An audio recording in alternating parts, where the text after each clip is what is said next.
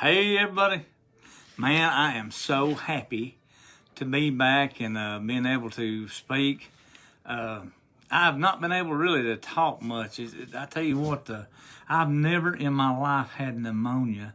Didn't know what it was ever about, and I know there's a lot of people have it every year, and it's not a big deal. But man, this has really affected me, and it's been tough. Now I've tried to every morning and for breakfast, lunch, and supper. I've tried to take some protein powder to try to build up some strength because it had really taken me down. So and gotten me weak, and I know I lost a lot of muscle through this. So a lot of it was amazing how much it had made a change in me, and I could see it greatly, but I tell you what, it has been such a life-changing experience in so many ways. Man, I'm gonna tell you, before, my wife, she was like, I'm taking you to the hospital. She said, I've never been in the hospital that long, so I was in there for like 4 days, but, trying to get through that, no doubt, that was something within itself, just kind of a lonely experience being there, and no visitors, and not being able to be around. I got to FaceTime and talk, like through that, but I couldn't talk much because I couldn't speak much without coughing. It was horrible.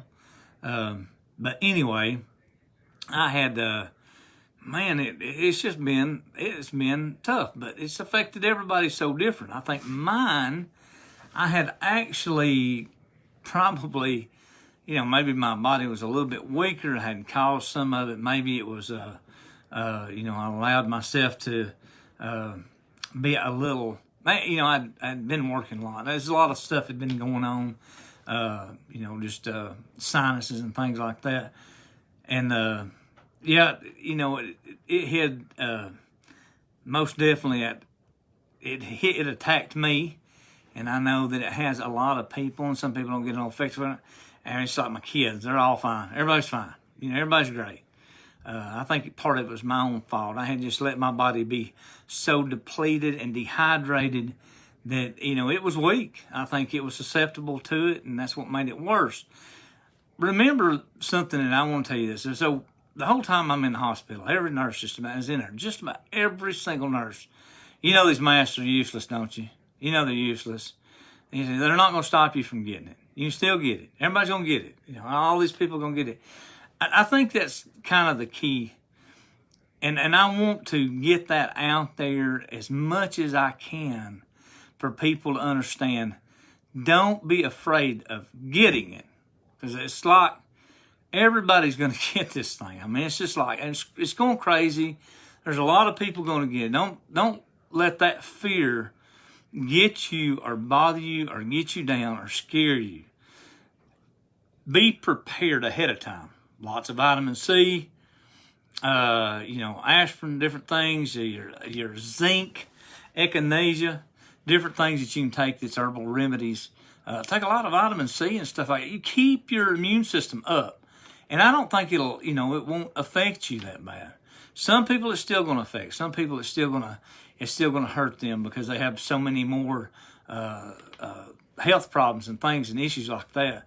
But I think my body was already depleted, and that's why it had, reacted the way that it had. But this thing, we can't be scared of it. I mean, right now you can go to school and there is strep throat at the school. There's probably stomach bug. What happens when the stomach bug comes around? Everybody's like, oh, stay away from me. I don't want the stomach bug. Well, the same thing about this virus. Just kind of stay away from each other. The mass, as these nurses and all these people have told me at the hospital that they're useless. They just have to do them. So they understand that, there is some common sense to this and how we look at stuff. I think the biggest thing that we need to look at is the fact of understanding that God is in control. Man, I cannot express the thank you enough for all the prayers. Because there at one point, man, I'd had all I could stand. Ready to give up. It was just, I was done. But, the prayers and everything meant so much, knowing that there were so many praying for me. And oh my goodness, I'm just so thankful to God. But that's something that had opened my eyes in some ways that there were people that were praying for me that, yeah, of course, there was a lot of people that I didn't know that, I'd got messages from, but some that I hadn't talked to in a long time. And still, it's been like, 2 or 3 times, in a week that some of these people, the same people will actually text me or send me a message. Hope you're doing good. God bless you, people, because, that is sincerity. That is true sincerity of love. Through this, I had one guy that had gotten upset at me over a lesson that I had done because of an organization he was involved in. And, which he ain't spoke to me, ain't never said, I hope you get to feeling better, ain't never said anything to me. So it told me exactly what kind of organization he's a part of and exactly what kind of person he is. So, that's him. And to me, I seen some real sincere people that cared, that were all about love, it was all about God, it was all about prayers, and man, thank you so much, so many people for praying for me, but it's not just me. I mean, I'm doing good now. It's not that I don't want the prayers, but there's a lot of other people we need to be working on and praying for them, because this thing's going to keep moving. It's going to keep moving. We don't need to be scared. We need to understand that God is in control. We understand that, there's medicine for this. Some weird stuff. Every time the doctor would come in, I'd asked him like 3 different times, what about the hydroxychloroquine? We don't do that here. We're not going to do that here. We're not going to do that here. 3 different times I asked him, so why? They never would answer me. So all this stuff is just kind of weird, and it seems very political. They're using the medicines that they're using, and yes, I know that it worked on me. It's great. Thank God that the antibiotics and everything worked. Man, like I said, I think my body was just so depleted that I needed the help, on that sense. But I'm very thankful to have seen, oh my goodness, the love from, true friends. And then those that I thought were friends that really wasn't. That, that evidently it was just too much for them. And that's neither here nor there. I'm just sorry that, I guess sometimes we can be fooled by people. My problem was I was not expecting the people that prayed for me, that some of the ones that prayed for me, I was like, well, where's that coming from? Oh man, I was just in tears. Lifted my heart, my spirits up more than anything else, because I knew that there were some true, sincere people out there that was praying for me. God bless you. I can't thank you enough for that. I wanted to read something though, and I go through different parts of the Bible. Sometimes I get into certain lessons and all. But I want you to think about what I'm about to say. This is kind of okay, let me say this. Have you ever heard the term, of course you hear people talk about holy rollers, or somebody that is like, oh man, he's very, he's like he's all out Christian, man, he's wide open. He's a little bit more than what, and a little bit crazy, and a little bit crazy over there, because it's always praise Jesus, praise Jesus, praise Jesus. And I wondered, and I've seen people like that. Why don't I have that same feeling sometimes? Why didn't I have that same attitude before? And it bothered me. So the whole time I'm in the hospital, I'm sitting there thinking and praying and thinking about all this stuff, and I'm saying, why? I preached for 16, 17, 18 years, and I'm sitting here and thought, I've never really I've been zealful and excited about teaching about God and everything like that, but you see those little old ladies, it's like just every word out of their mouth is, oh, God bless him, praise Jesus, God bless him. And you're like, and you're like, what's running through your mind? Well, I know. Now I feel like, in a sense, that they are so happy and excited about their Savior. They're so happy and excited about who their Savior is. And that, you know, they have a life, and that they, you know, God's given them this life, and they've got, you know, I have wanted that to that point where I was just ecstatic and excited, and I'm like, why didn't I ever have that? Why have I not? And it's not that I'm, you know, acting, you know, like that right now in a sense, but it's the fact that I wanted to have a really, really zealful love of God, to be close to Him, and to be as close as I can. I'm going to read this in the book of Psalms. In Psalms chapter 62, it says, truly, now, the reason I want to read this particular verse, there's a couple of things here in Psalm 62, but if you were to hear somebody out on the street or a buddy of yours, and this is what he was saying, would you kind of duck your head and walk away from him when he started saying this? So just think about that for just a moment. Would you duck your head? Would you be like, it's like a little crazy there, you know, and okay, yeah, we'll see you later, and try to walk away, okay? But this is Psalm 62. It says, truly my soul waiteth upon God. From Him cometh my salvation. He only is my rock and my salvation. He is my defense. I shall not be greatly moved. How long will ye imagine mischief against man? Ye shall be slain, all of you, as a bowing wall shall ye be, as a tottering fence. They only consult to cast him down from excellence. They delight in the lies. They bless their mouth. They curse inwardly. My soul wait thou only upon God, for my expectation is from Him. He only is my rock and my salvation. He's my defense. I shall not be moved. And God is my salvation and glory, the rock of my strength, and my refuge is in God. Now, if I were to just say that, and we were just standing in Walmart, and I were to say that to you, how would you react to that? Would you duck your head and walk away? This is Psalms. This is a book of praising God. And I sit there and just think about what is taking place right here, and how we would look sometimes at somebody that would be praising God like this. We love to sit here and read it, don't we? But if somebody were to say that, how would we react to them? That's the thing. I think it's a kind of a reality check for us to sit back and look at this scripture. A reality check for me, for you, for everybody to sit back and think, I need to be able to have that kind of a zealful attitude that God is my rock, that He's my strength, that He is my master, He is my Father above all else, that I have no other master, that there's nothing else that I follow, that God is my only rock, and He is my strength. Now with that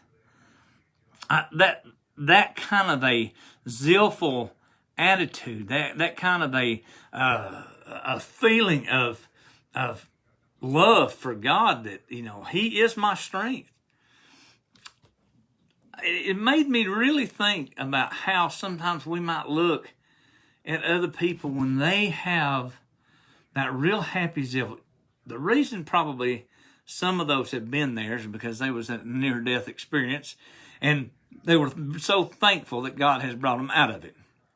Well, for me, that was, you know, that was pretty rough for me back there, and yes, you know, it was as close as I would want to get, and hopefully I get for a long, long time.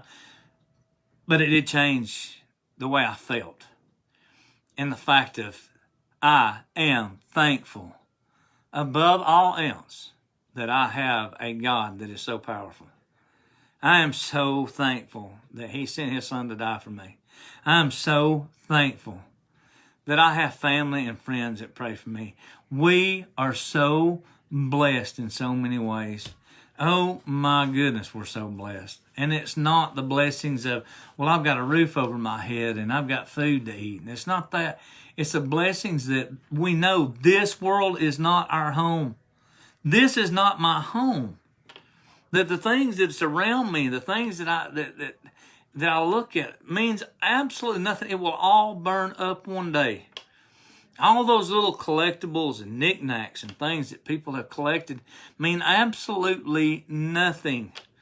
Now, during this whole thing, so I was able to have a little bit of time, and this was of course, another life-changing thing for me. But man, I went through and throwed away stuff that I'd had from the time I was a child. You know, things that was just all kinds of stuff, and you know, everything that you can imagine. You know, clothes and everything, and I just throw it away. And the reason, I guess, it was trying to eliminate all this stuff out of my life. That it was giving me this freedom of knowing that, you know, my kids don't know what any of that stuff means, and they ain't gonna care. So when something happens to me and I'm gone and they have to go through it, they're gonna look at it and they're just gonna throw it away. Well, I don't want to leave it for them to throw away. I would rather them, you know, look through stuff and say, hey, I remember that, you know, and you know, maybe they can pick and choose through a few things, whatever it might be. But to have, like, you know, all these knickknacks and things, man, I just dumped them. I threw them away because it means nothing. You know, the greatest thing that we have on this earth is our family, our friends, the time that we have together, and preaching to each other and teaching each other about Jesus, because, well, our time's so short here. And there again, this world is not our home. We're just passing through. Man, I am so thankful to God for, you know, everything. Even having this and going through it, it taught me a lot. And it helped me also at the same time. You can't stop living. You get sick, whatever happens to you. If it ain't this, it's gonna be the flu. If it ain't this, it's gonna be strep throat. If it ain't this, it's gonna be a stomach bug. If it ain't this, it may be cancer. It could be anything. So we can't live in fear and not do anything. We've got to go to work. We've got to live. We've got to exist. But above all else, be excited about God. Be excited about Jesus. Give him all the glory and the credit, because he is our rock and he is in control. And I want to read another one, Psalm 67. This is another good one. So listen to this in verse. I'm going to read the whole Psalm 67. God be merciful unto us and bless us. Cause us and cause his face to shine upon us, that thy way may be known upon earth, thy saving health among all nations. Let the people praise thee, O God, let all the people praise thee. O let the nations be glad and sing for joy, that thou shalt judge the people righteously and govern the nations upon the earth. Let the people praise thee, O God, let the people praise thee. Then shall the earth yield her increase, and God, even our own God, shall bless us. God shall bless us, and the ends of the earth shall fear him.